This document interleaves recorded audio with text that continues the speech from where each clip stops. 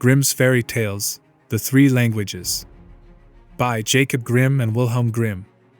Translated by Edgar Taylor and Marian Edwards. An aged count once lived in Switzerland, who had an only son, but he was stupid, and could learn nothing. Then said the father, "Hark you, my son, try as I will, I can get nothing into your head. You must go from hence. I will give you into the care of a celebrated master, who shall see what he can do with you." The youth was sent into a strange town, and remained a whole year with the master. At the end of this time, he came home again, and his father asked, "Now, my son, what have you learnt?" "Father, I have learned what the dogs say when they bark." "Lord, have mercy on us," cried the father. "Is that all you have learnt? I will send you into another town, to another master." The youth was taken thither, and stayed a year with this master likewise. When he came back, the father again asked, "My son, what have you learnt?" He answered, "Father, I have learned what the birds say." Then the father fell into a rage and said, "Oh, you lost man, you have spent the precious time and learned nothing. Are you not ashamed to appear before my eyes? I will send you to a third master. But if you learn nothing this time also, I will no longer be your father."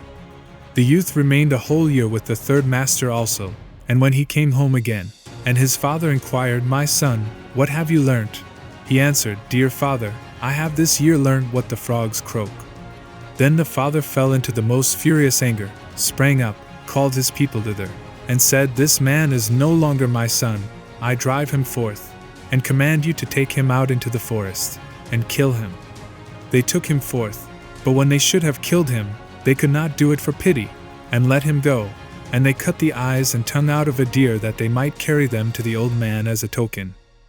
The youth wandered on, and after some time came to a fortress where he begged for a night's lodging. "Yes," said the lord of the castle, "if you will pass the night down there in the old tower, go thither. But I warn you, it is at the peril of your life, for it is full of wild dogs, which bark and howl without stopping, and at certain hours a man has to be given to them, whom they at once devour." The whole district was in sorrow and dismay because of them, and yet no one could do anything to stop this. The youth, however, was without fear, and said, "Just let me go down to the barking dogs, and give me something that I can throw to them. They will do nothing to harm me." As he himself would have it so, they gave him some food for the wild animals, and led him down to the tower. When he went inside, the dogs did not bark at him, but wagged their tails quite amicably around him, ate what he set before them, and did not hurt one hair of his head. Next morning, to the astonishment of everyone, he came out again safe and unharmed, and said to the lord of the castle, "The dogs have revealed to me, in their own language, why they dwell there, and bring evil on the land. They are bewitched, and are obliged to watch over a great treasure which is below in the tower, and they can have no rest until it is taken away, and I have likewise learnt, from their discourse, how that is to be done." Then all who heard this rejoiced, and the lord of the castle said he would adopt him as a son if he accomplished it successfully.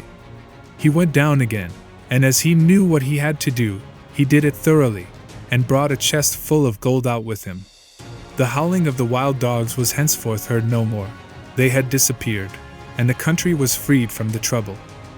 After some time he took it in his head that he would travel to Rome. On the way he passed by a marsh, in which a number of frogs were sitting croaking.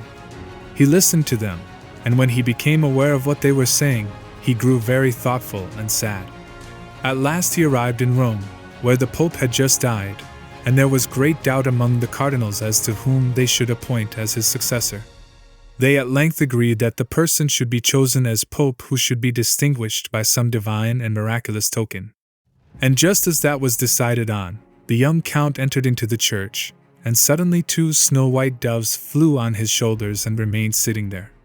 The ecclesiastics recognized therein the token from above, and asked him on the spot if he would be Pope. He was undecided, and knew not if he were worthy of this, but the doves counseled him to do it, and at length he said yes. Then was he anointed and consecrated, and thus was fulfilled what he had heard from the frogs on his way, which had so affected him, that he was to be His Holiness the Pope. Then he had to sing a mass, and did not know one word of it, but the 2 doves sat continually on his shoulders, and said it all in his ear.